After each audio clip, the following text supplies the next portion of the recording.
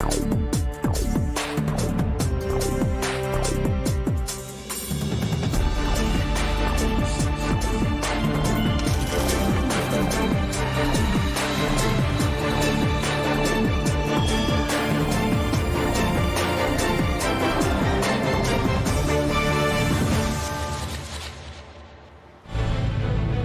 que o Brasil é essencial? Porque este é um país gigante em território e em população. Essencial porque somos criativos diante das dificuldades. É um país essencial porque é um dos maiores exportadores de alimentos do planeta. É celeiro de oportunidades para investimentos. E é o centro do debate internacional sobre o clima. Sim, o Brasil é essencial. E você, sabe como vencer os desafios para que o país não pare de crescer? É o que vamos debater a partir de agora.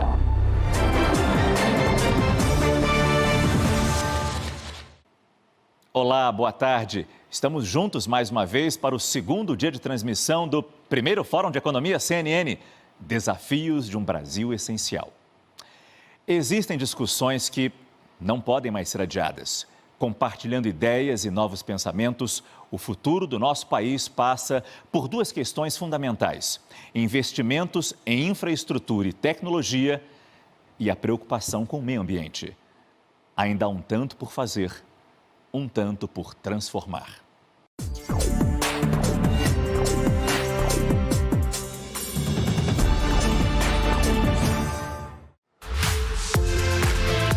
Seja muito bem-vinda, seja muito bem-vindo a mais esse painel do Fórum CNN Economia. Neste painel, vamos discutir uma coisa que é óbvia.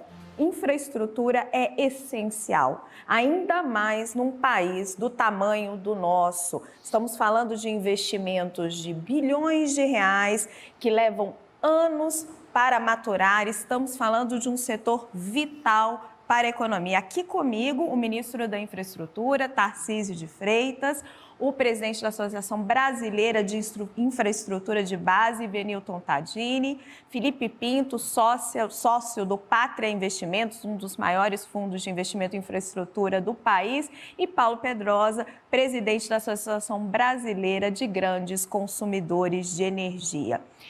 Meus caros, eu vou começar jogando uma questão para todos. Nós estamos falando de um setor, como eu acabei de mencionar, de longo prazo. Quem vai investir em infraestrutura está olhando lá na frente, não está olhando no barulho que está acontecendo agora. Só que o barulho no Brasil hoje está tão grande, uma polarização tão grande, que está afetando até os investimentos nesse setor. Ministro, começo pelo senhor. A crise institucional, a crise política, está atrapalhando o seu trabalho? Não. Se a gente observar o resultado dos últimos leilões, a gente vai ter evidência do que eu estou falando.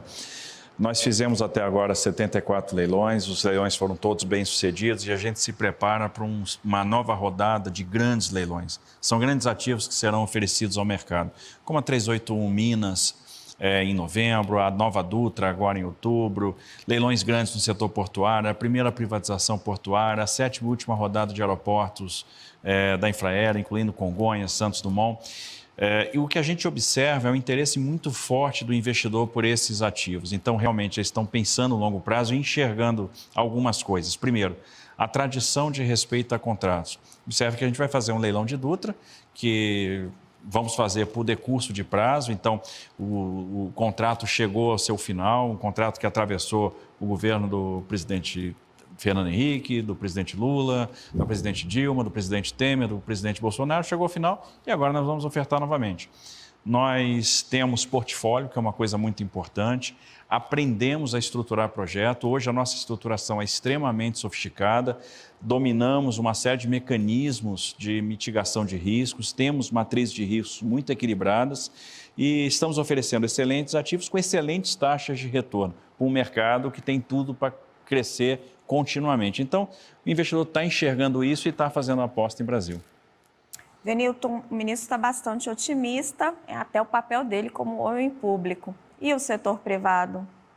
Olha, é preciso salientar que, como foi bem colocado, uma análise sobre a questão do investimento em infraestrutura, ela tem que ser feita ao longo de um número de anos, onde nós podemos perceber uma mudança substantiva na forma da governança de se tratar investimentos em infraestrutura no Brasil. Com a própria criação do Programa de Parceria de Investimento, ainda no governo Temer, o próprio ministro Tarcísio foi secretário daquele programa, tem experiência, sabe como aquilo ajudou a governança entre os entes públicos, entre a aproximação com o próprio Ministério Público, com o próprio Tribunal de Contas da União, com as agências reguladoras. Os próprios membros do Executivo passaram a ter uma articulação maior dentro de uma estrutura de Conselho de Ministros, que na época respondia ao Presidente da República. Então, isso foi importante, essa mudança de governança.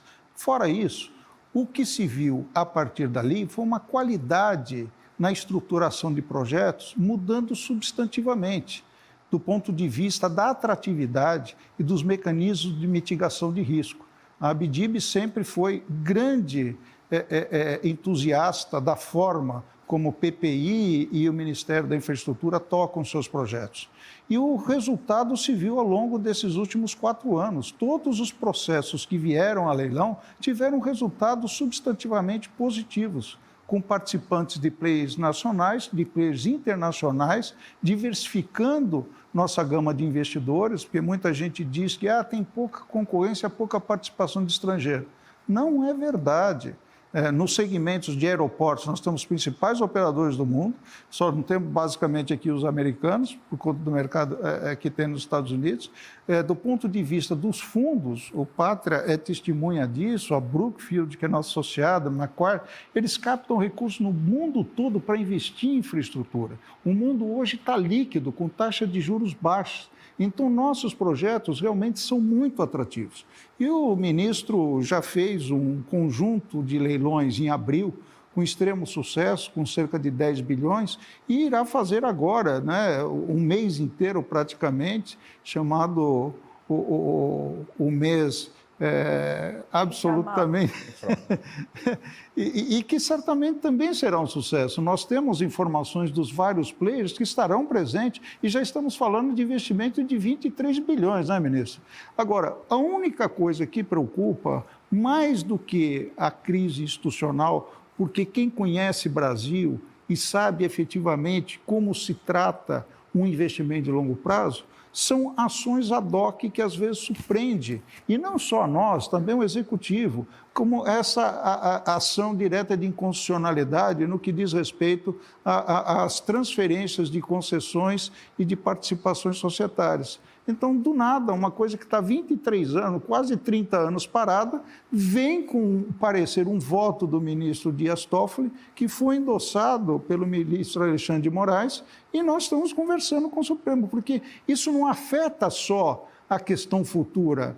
É aquilo que dizia o ministro Malan, até o passado é incerto, porque nós estamos falando de rever concessões que foram feitas há mais de 20 anos. Nas transferências de controle societário e que foi também, logicamente, com autorização do poder concedente, transferida a concessão. Então, isso preocupa muito mais do que essas questões intestinas da política brasileira, porque, obviamente, é um arranjo numa mudança institucional que o país está atravessando, e o investidor de médio e longo prazo, ele tem clareza disso pela qualidade dos projetos, pela forma como eles estão sendo licitados e pela coerência técnica, a racionalidade que tem se aplicado a esses empreendimentos. E, principalmente hoje, em função do grande programa que nós temos de transição energética e de afetando a parte de sustentabilidade na parte de projetos mais municipais ou estaduais, que nem saneamento, que nem toda a parte de transporte urbano. Então, o Brasil está com um programa de infraestrutura enorme e com um fundo verde para contribuir para essa questão fortíssima hoje, que é olhado pelo mercado internacional da ESG. Felipe, o Venilton disse para nós que os investidores estão com apetite pelos ativos brasileiros. Acredito que, a despeito dos indicadores financeiros, piores que nós vemos hoje. O risco do país subiu, a gente tem uma inflação mais alta, perspectivas de crescimento um pouco menor do PIB. Estão mesmo com esse apetite todo? Raquel, acho que se você olhar o mercado global de infraestrutura, infraestrutura olhado como classe de ativo, como uma classe que atrai investidores do mundo todo, você tem um apetite enorme. É a classe de ativo que mais cresce no mundo. São 10 trilhões de dólares, aproximadamente, de ativos que se chamam alternativos. Private equity, investimentos imobiliários, commodities e recursos minerais e infraestrutura. Infraestrutura é desses grupos o que mais cresce. Então, o interesse dos investidores globais por infraestrutura não há discussão. É indiscutível. É indiscutível. Dito isso, o Brasil, a América Latina, de modo geral, ainda atrai uma pequena parcela desse capital. Então, acho que tem muito espaço para a gente crescer e receber mais capital. Agora, o Brasil, sem sombra de dúvida, tem um dos melhores e dos maiores programas de privatização do mundo.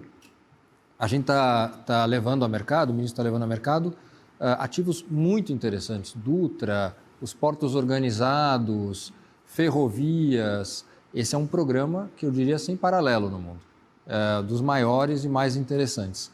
A questão é como é que a gente traz mais oportunidades, como é que a gente traz mais investidores, como é que a gente aumenta a competitividade, e esse é um trabalho contínuo de todos nós, e eu acho, francamente, que o ruído de curto prazo, evidentemente, não ajuda, mas não é o determinante. O determinante para o investidor de infraestrutura, ele está olhando algumas coisas, ele está olhando, evidentemente, o retorno desses projetos, ele está olhando uma esteira de projetos. Isso é muito importante, porque você estudar um projeto de infraestrutura é muito caro.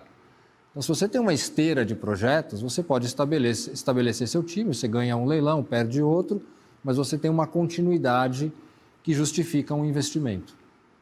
E a estabilidade regulatória.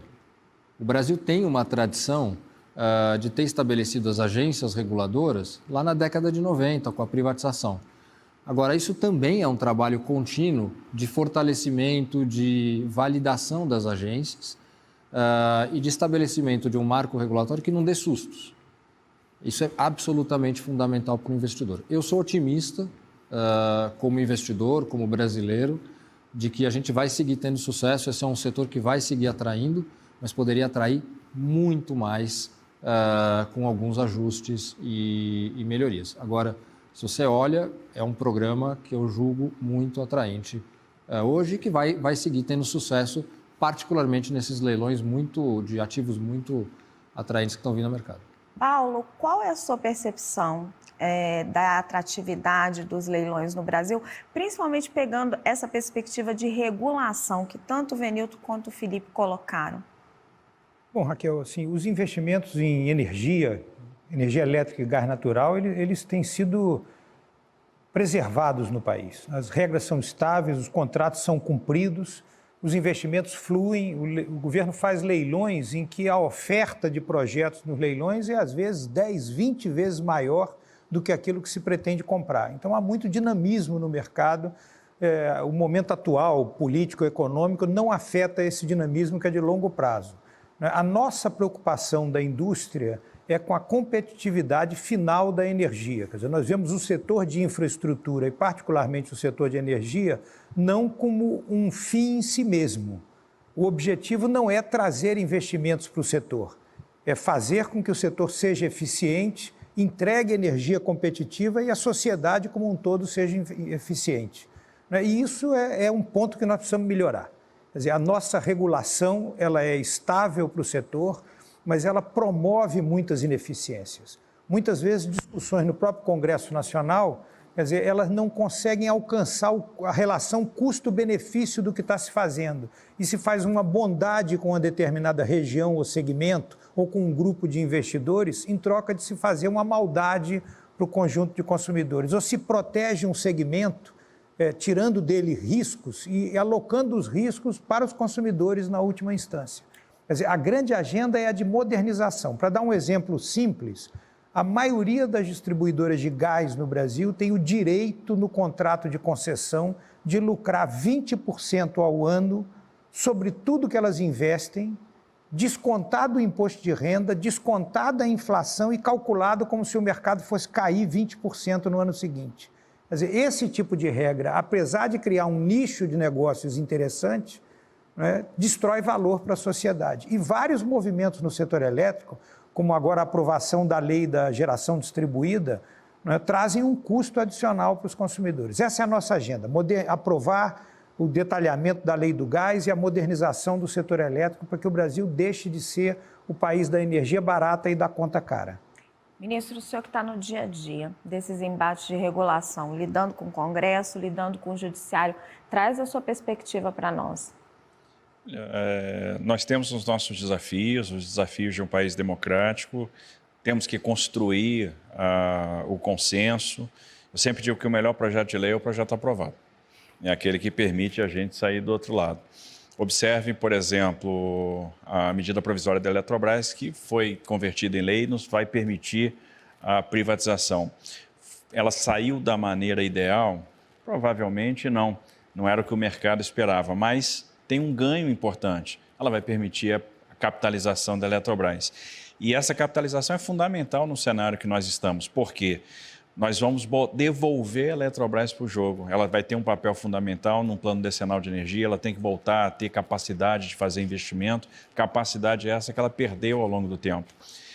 Todo debate que envolve infraestrutura, que envolve regulação, no final das contas eu tenho choque de uma série de interesses. Mediar isso não é fácil e eu acho que a gente está conseguindo. Olha o avanço do projeto do BR do Mar.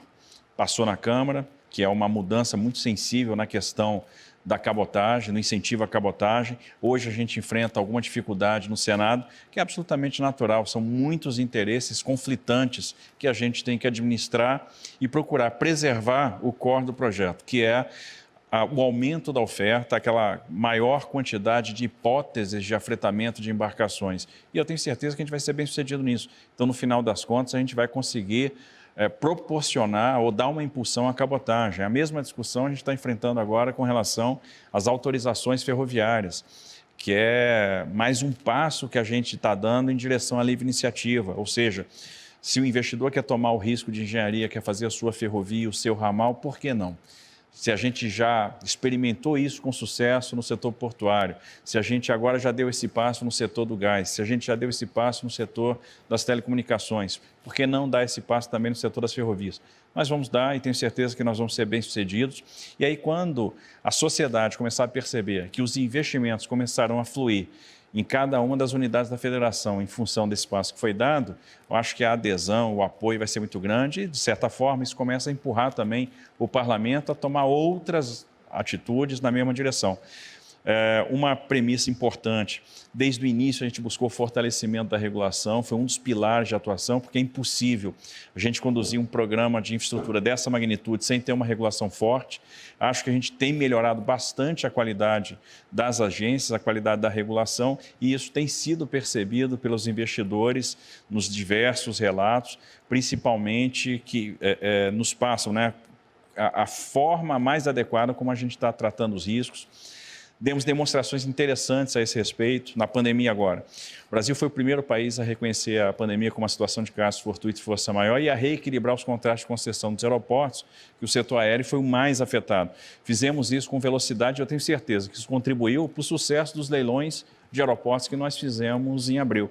Então, eu acho que com todas as dificuldades que são inerentes a esse debate, o enfrentamento de posições, a gente está conseguindo avançar. Ministro, o senhor colocou vários pontos, né? E vários de vocês colocaram a privatização da Dutra, a questão da cabotagem, o modal ferroviário, os aeroportos, a questão da energia elétrica. Vamos pincelar agora um pouco cada um deles. Queria falar um pouquinho da Dutra, ministro. Queria que o senhor falasse para quem está lá em casa nos ouvindo. Como é que vai ser essa privatização? O pedágio vai ficar mais barato ou não? Vai. Ele já nasce mais barato no valor de face do leilão, 20% mais barato. E a gente vai fazer na Dutra aquilo que a gente chama de modelo híbrido, e já testamos isso na BR-153 Goiás-Tocantins. O que é o modelo híbrido?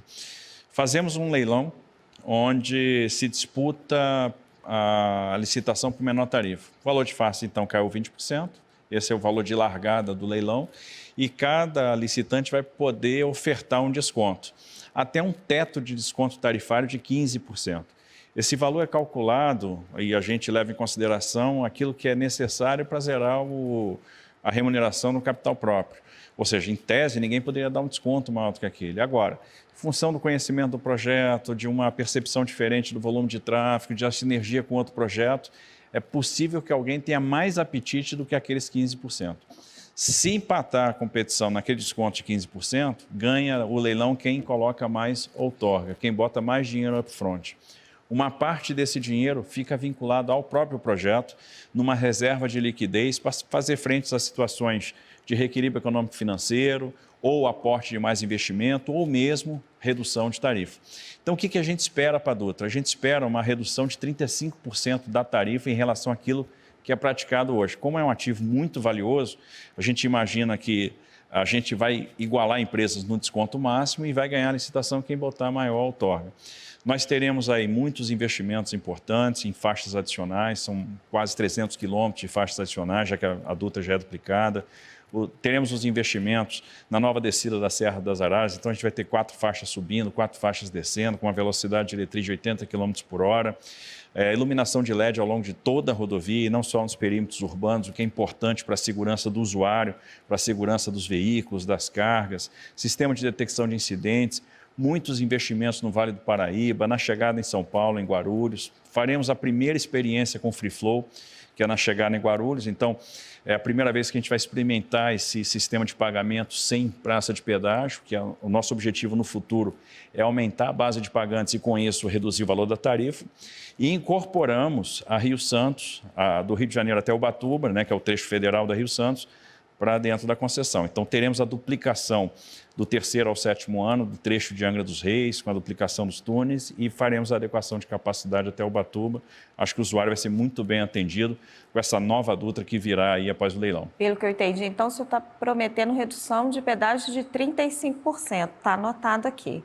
Venilton, o ministro expôs o modelo de concessão da Dutra e o governo fez aquilo que se costuma chamar nesse setor de quem pega o filé vai ter que roer o osso, vai ter que trabalhar ali a estrada Rio-Ubatuba também. Tem demanda?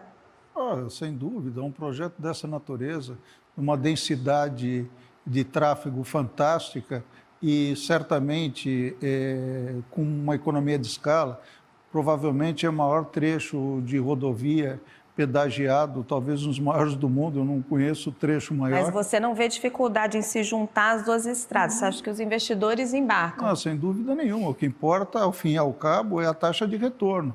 Né? E a taxa de retorno, se você tem um ativo com alta rentabilidade e você adicionar outro, você vai continuar com a taxa atrativa.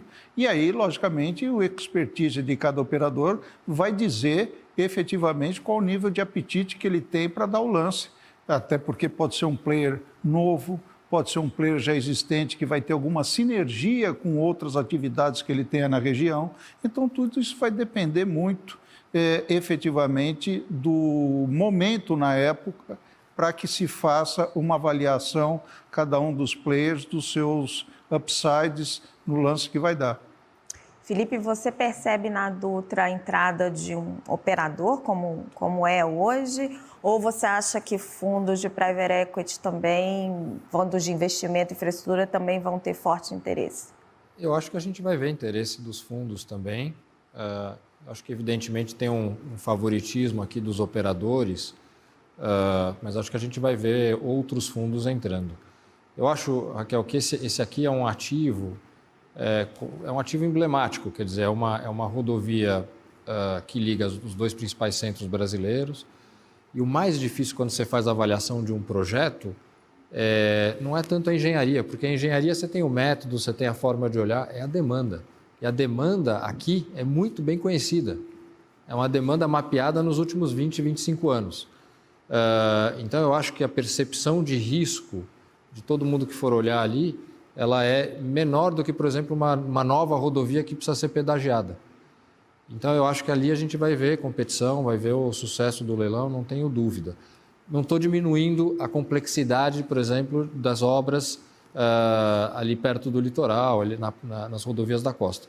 No entanto, você vai atribuir o risco, vai fazer os estudos de engenharia e vai fazer sua conta, como se falou aqui, para ver que tipo de retorno você está disposto a fazer. Venilton pediu a palavra. A questão colocar que é fundamental, além desses dois pontos, essa densidade, o tráfego é conhecido. Quer dizer, quem fizer entrar na operação, no dia seguinte ele já está com a receita entrando. Não é o chamado greenfield, é um brownfield, é um projeto que ele está efetivamente estruturado para ter as ampliações que são necessárias para fazer o atendimento adequado para a população ali do local. Paulo? Eu acho, Raquel, que esses casos de sucesso, né, e o ministro tem liderado muitos deles, tem um segredo comum, que é a competição. A gente está vivendo também uma coisa interessantíssima no Brasil, que são os leilões de saneamento, com deságios espetaculares. Ganha o consumidor, porque tem tarifas menores, e vários governos estão arrecadando recursos importantíssimos para promover investimentos e principalmente o compromisso em fazer as obras de saneamento. Então, eu acho que esse é o caminho que a gente deve seguir. A competição, é o investidor privado que vai buscar a melhor tecnologia, que vai buscar o capital mais barato e vai trazer a solução. O caminho da competição é muito melhor do que o caminho do subsídio, da reserva de mercado, da proteção exagerada. E é o caminho moderno que o país deve trilhar também no setor de energia. Posso fazer um comentário? Claro, para pegar carona aqui no Paulo? Estou adorando essa troca entre vocês. Eu gosto muito de contar uma história. A gente, em 2015, em saneamento, a gente foi olhar um projeto no Chile, chamado Águas de Antofagasta. É público, posso dividir aqui. Um local onde você tem cerca de 600 mil usuários. Agora, o ponto é que a regulação gera muito valor. O Chile tem uma regulação madura no que diz respeito a saneamento. E a gente foi lá, acabou perdendo, o ganhador pagou $1 bilhão pela concessão de 600 mil usuários no Chile tinha 15 anos remanescente. Então, você imagina o potencial, ao ter boa regulação, ao ter que você pode destravar no setor de saneamento. Os governadores começaram a perceber isso. Acho que Maceió, Alagoas, o leilão de Alagoas, é um caso emblemático onde você teve muita competição e um preço que, francamente, os governadores, o Poder Executivo ali local não esperava. O Caixa do Estado está reforçado por conta disso. A previsão era 50 milhões de reais. Fechou por 2 bi e alguma coisa. Pois é. Então, olha que beleza o processo competitivo. Exatamente. Carlos, vou trazer um tema para nós agora que eu acho que é fundamental na nossa realidade, que é a crise hídrica. E aí a pergunta que vai para todos, é culpa de São Pedro ou faltou investimento ao longo do tempo? Quem quer começar? Eu posso começar. Eu posso começar dizendo o seguinte, a verdade é que nós temos a pior hidrologia dos 91 anos que o Brasil acompanha hidrologia. Então, não é pior de 91, pode ser que seja pior de 200 anos. Então, assim, qualquer sistema, ao enfrentar uma dificuldade desse tamanho, é testado nos seus limites. E isso está levando o Brasil a uma situação de uma energia muito cara. Nós estamos pagando o despacho de termoelétricas que chegam a custar mais de 10 vezes o custo médio do sistema. 2.000 megawatts-hora, né? 2.400 e poucos agora já, da semana passada para cá. Então, a crise é uma realidade. Eu acho que o que é importante agora é ver como nós vamos enfrentar a crise.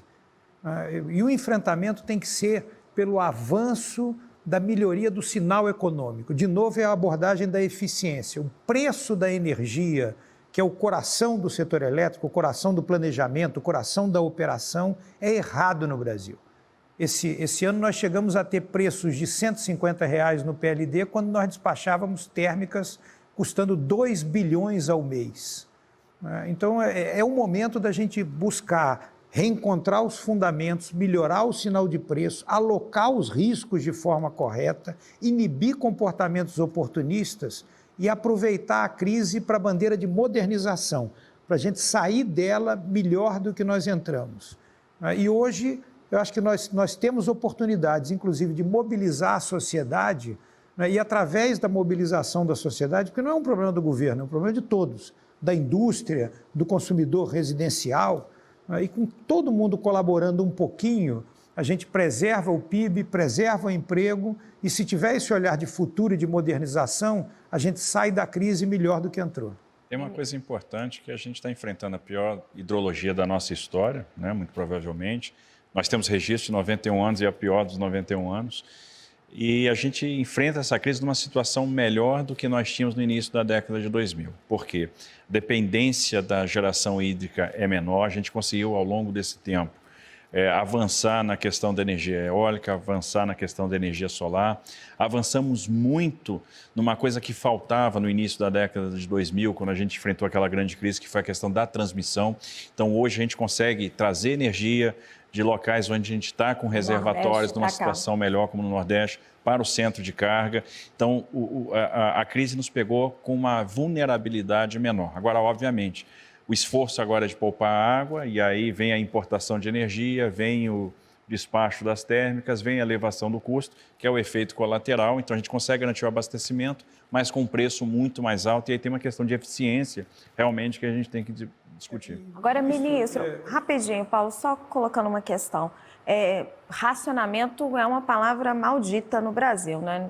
Ninguém deseja. Mas não é melhor racionamento do que apagão? Eu acho que várias medidas de estímulo à economia estão sendo tomadas, né, pelo Ministério de Minas e Energia, elas já estão sendo divulgadas no mercado. Então, vai ter um esforço público de redução de consumo, vai ter também um sistema de incentivo para redução por parte dos consumidores. Então, aliando esses movimentos, essas iniciativas, a gente deve transpor a crise. Raquel, no primeiro bloco a gente falou sobre investimentos, né? E eu disse que os investimentos estão fluindo, mesmo no cenário de crise. Esse ano nós vamos receber 5.000 megawatts a mais de oferta de energia no Brasil e ano que vem 7.500. E entram 16.000 quilômetros de linha de transmissão. Então, assim, no tocante à estrutura e ao investimento, nós estamos avançando.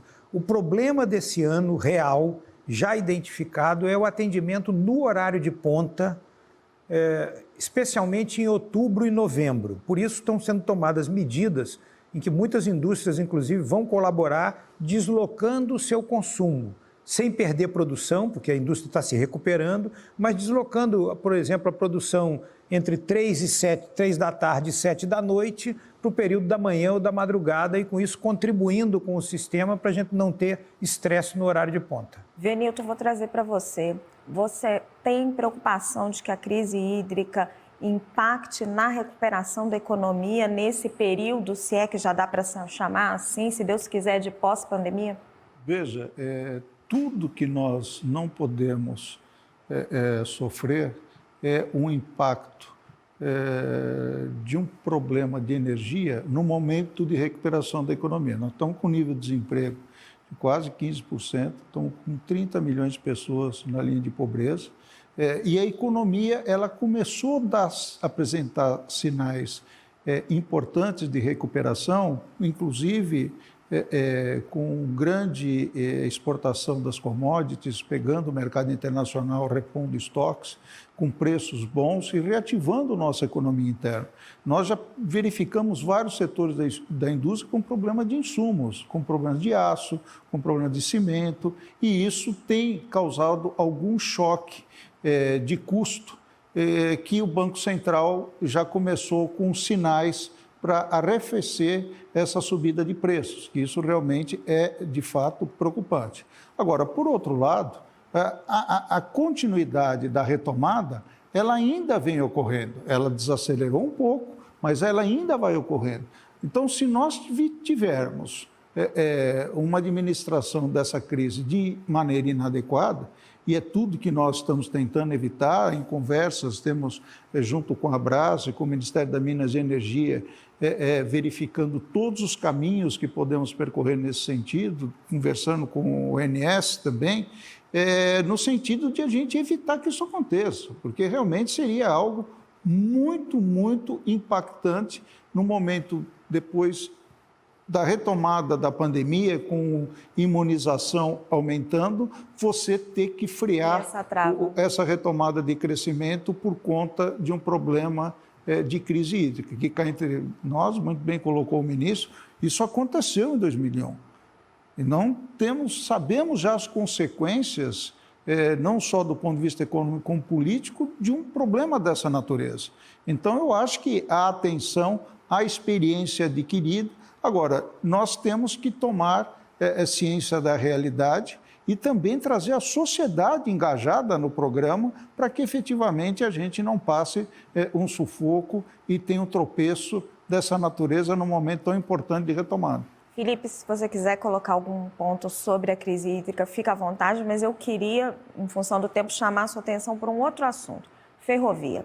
A gente falou da Dutra, que é um ativo muito atraente, o ministro já mencionou os aeroportos, que são um sucesso, mas a gente tem aí pela frente o leilão da Ferrogrão, que é, né, a estrada que vai seguir ali a BR-163 para levar a nossa produção de grãos para ser escoada lá pelo norte do país. É um projeto bem mais complicado, tem questões ambientais envolvidas. Tem demanda, tem apetite por esse projeto, Felipe? Ótimo.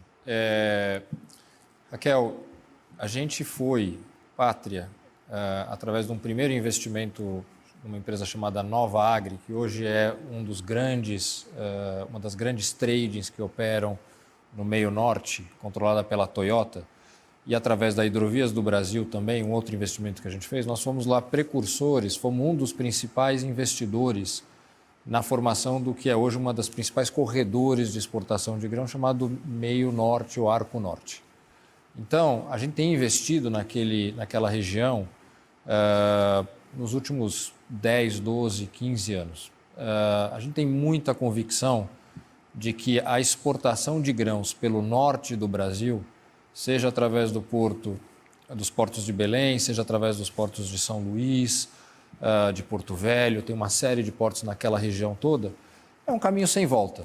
Você não tem volta, é muito competitivo, é muito mais competitivo do que você descer 2.500 quilômetros, seja de caminhão ou de ferrovia, até os portos já bastante congestionados do sul e do sudeste.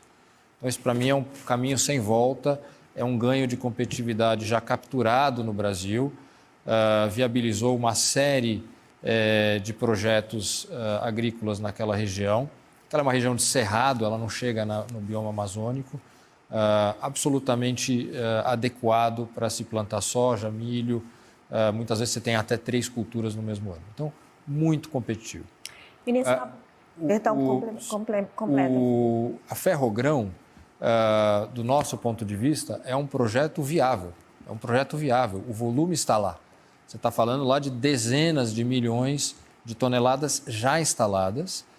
É um projeto, do nosso ponto de vista, sustentável, porque ele cruza uma região onde já tem uma rodovia, não tem o efeito da rodovia, que é aquela espinha de peixe que vai criando impacto nas comunidades, vai tirar milhares de caminhões da rua e se conecta da estrada e se conecta com o modal hidroviário. Então, muito poderoso, muito poderoso. Agora, é um projeto complexo, grande, que tem desafios que estão sendo tratados, mas, do meu ponto de vista, é mais uma questão de quando vai acontecer do que se vai acontecer. Eu acho que é um caminho sem volta e que é um passo importante na competitividade do... Você já deixou a pergunta pronta para mim. Quando, ministro, que vai acontecer? Olha, eu concordo com o Felipe e tenho dito isso. A Ferrogrão vai acontecer. Esse caminho é inescapável. A grande questão é quando. E a gente está fazendo todo esforço para atuar como agente catalisador desse processo, antecipar esse investimento, que é um investimento fundamental para o Brasil.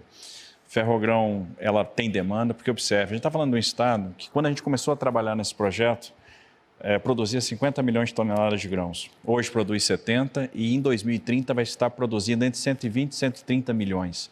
Então a demanda está lá e é muito viável levar essa carga para o norte. Então, estruturamos o projeto de maneira a criar mecanismos e colchão de liquidez para mitigar prováveis problemas que ensejam em reequilíbrio econômico-financeiro. Então, está um projeto também ficando muito seguro na perspectiva do investidor. A gente está criando mecanismos de proteção para garantir o valor presente líquido, para garantir a taxa interna de retorno. E temos apenas uma questão para superar, que é uma decisão monocrática do Supremo Tribunal Federal, que hoje impede o andamento do processo. E, a nosso ver, nós temos argumentos jurídicos suficientes para ter uma reversão dessa decisão. Que ela trata de uma desafetação da área do Jamanchim, feita por medida provisória. Naquela época, o Supremo não tinha esse entendimento e observe que... Ministro, traduz para quem está nos assistindo o que é a desafetação da área do Jamanchim. Nós temos um parque que foi criado no âmbito do programa BR-163 Sustentável, chamado Parque do Jamanchim. E esse parque excluiu a faixa de domínio da BR-163. Ele veio como medida de compensação pela pavimentação da BR-163 lá na década de 2000, foi quando ela teve início. Então, para fazer os estudos nos idos de 2015 e 2016, era necessário que a gente pudesse ter uma anuência do ICMBio, que é o gestor do parque.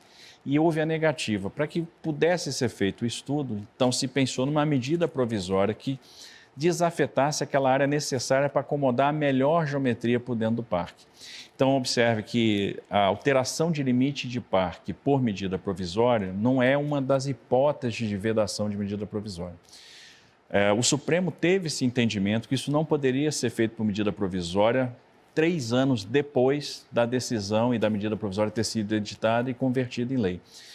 E essa decisão foi tomada numa reunião do Conselho do Programa de Parceria de Investimentos, presidida pelo presidente Temer, que é um constitucionalista, e naquela época fazia parte do governo, o próprio ministro, o relator do Supremo hoje, ele era na época ministro da Justiça. Então se fez essa desafetação. O que se coloca é que isso iria contra o princípio do não retrocesso, mas observe que quando a medida provisória foi editada, se fazia a desafetação de 860 hectares e se acrescia 50 mil hectares da APA do Tapajós. Então se anexava 50 mil hectares no Parque do Jamanchim. Então não dá para falar em não retrocesso. O balanço ambiental no momento da edição da medida provisória foi extremamente positivo. Essa anexação da APA do Tapajós caiu posteriormente no Congresso, por decisão do Congresso. E o resultado líquido é que a gente tem uma desafetação de 460 hectares dentro de um horizonte de 860 mil hectares de reserva. Ou seja, a gente utiliza 0,05% da área do parque hoje, sendo que é possível, durante o processo de licenciamento ambiental, a gente até prevê uma compensação, uma anexação, uma nova área de parque. E isso para a gente ter o benefício do sistema que vai levar grãos do centro de gravidade no Mato Grosso para o Arco Norte via ferrovia, eliminando 1 milhão de toneladas de CO2 de emissão todos os anos, eliminando a emissão de material particulado, diminuindo drasticamente a quantidade de acidentes. Para quem não sabe, hoje a BR-163 já é uma das BRs que tem o maior número de acidentes em função do fluxo intenso, do grande movimento. Então, assim, com todos os benefícios ambientais, a gente está procurando fazer uma estruturação extremamente sustentável, onde a gente está prevendo toda a recuperação das áreas degradadas, plantio compensatório, compensações devidas à lei do SNUC. A gente vai dar efetividade às unidades de conservação por meio de um bom sistema de governança ambiental, por meio da regularização fundiária, ou seja, um projeto extremamente sustentável. Então, por isso que acho que sobram argumentos jurídicos, isso deve ser levado em consideração e, havendo o sinal verde do Supremo, a gente vai ter condição de fazer leilão já no ano que vem e tem tudo para ser um leilão bem sucedido, mesmo tendo em vista os grandes desafios. Agora, muito em função da estruturação sofisticada que nós estamos colocando nesse projeto, que vai mitigar o risco de demanda, vai mitigar o risco ambiental, vai mitigar os riscos de desapropriação e os riscos de CAPEX. Então, acho que a gente tem um sistema que tem uma reserva de liquidez interessante dentro do projeto para a gente tornar o projeto muito viável. E é um projeto de transformação, porque a Ferrogrão saindo, ela passa a ser o grande regulador de tarifa no Brasil. Só para você ter uma ideia, a pavimentação da 163 mudou a lógica de frete no Brasil. Quando a gente conseguiu pavimentar a 163, o frete agrícola na direção do Arco Norte caiu 26%. Isso empurrou o frete agrícola no Brasil para baixo em 11%, porque a competição com o Sul e Sudeste acabou provocando isso. E ano passado, pela primeira vez, a gente conseguiu movimentar o mesmo volume de grãos nos portos do Arco Norte do que a gente movimentou em Santos e em outros portos do Sudeste. E pela primeira vez a gente conseguiu tirar soja no Mato Grosso e levar para a Ásia com custos de frete menores do que produtores americanos. Isso nunca tinha acontecido. Gente, nosso tempo está perto de acabar, mas eu queria trazer um debate mais de fundo macro para vocês, para a gente encerrar essa discussão. A despeito do enorme esforço que o ministro vem fazendo, o setor público brasileiro está com a capacidade de investimento em infraestrutura muito baixa. E esse é um setor de longo prazo. Dá para melhorar a infraestrutura brasileira só com o setor privado? Quem quer começar? Olha, eu vou começar. É um exemplo disso, né? Os investimentos todos na expansão da geração, da transmissão, né? Desde que você tenha um marco regulatório adequado, tenha segurança para o investimento, o capital vem. O problema é fazer isso da maneira mais eficiente possível, mas a resposta está dada pelo exemplo do setor elétrico. Venilton. Eu acho que está bem colocada. Na realidade, nós temos setores e setores, né? Nós vimos o que aconteceu com a participação privada nos processos que ocorreram dentro do setor elétrico, o choque de eficiência que teve. Agora, temos problemas de regulação no setor elétrico e precisam resolver para que essa competência privada ela se materialize junto ao consumidor e junto à indústria.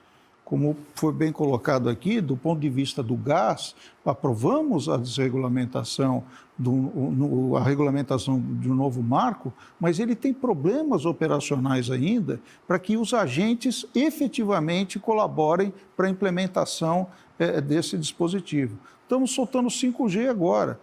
O setor de telecomunicações é o que mais aumentou a participação privada e sempre foi o garoto propaganda de competência e de investimentos que ocorreu. Mas também é o que ganha a competição em termos de denúncias que estão nos órgãos de proteção ao consumidor e agência reguladora. Então, aí é uma questão de regulação, né?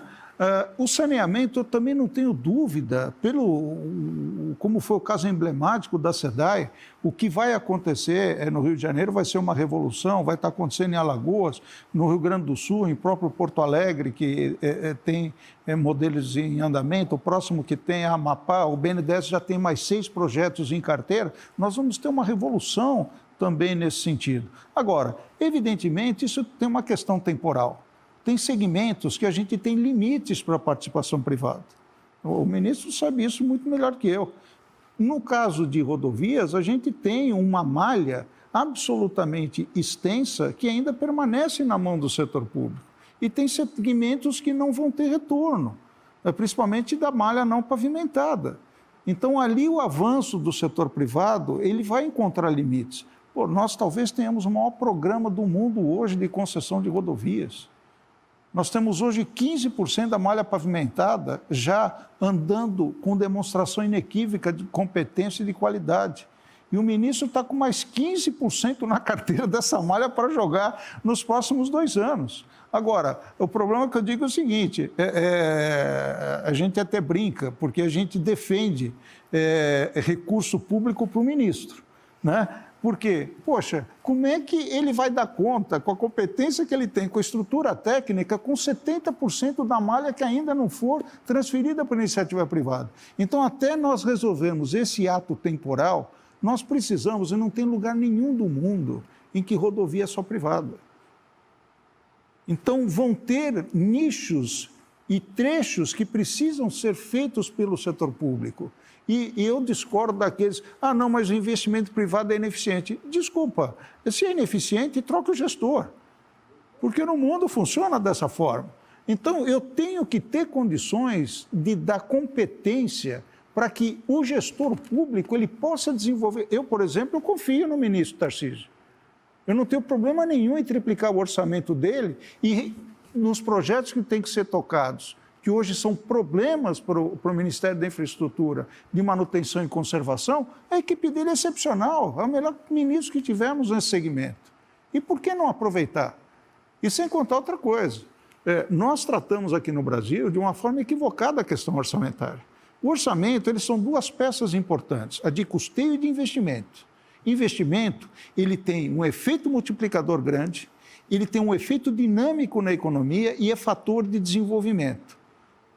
O que nós fizemos? Nós fizemos uma estrutura de controle que ela sanciona o gasto por inércia daquilo que é vinculado, principalmente os gastos de custeio, e é onde incide o grande corte, nos gastos que são discricionários ao investimento. Não dá para funcionar dessa forma. Já nós vamos estourar o teto, o país não vai conseguir retomar o crescimento só com investimento privado, por maior força e maior competência e o maior programa que nós temos nesse segmento do mundo. Repito, nós temos aí a capitalização da Eletrobras para a venda da Eletrobras. Pô, tremendo programa, vamos sair de 4 para 14 bilhões de investimento ano na Eletrobras, provavelmente.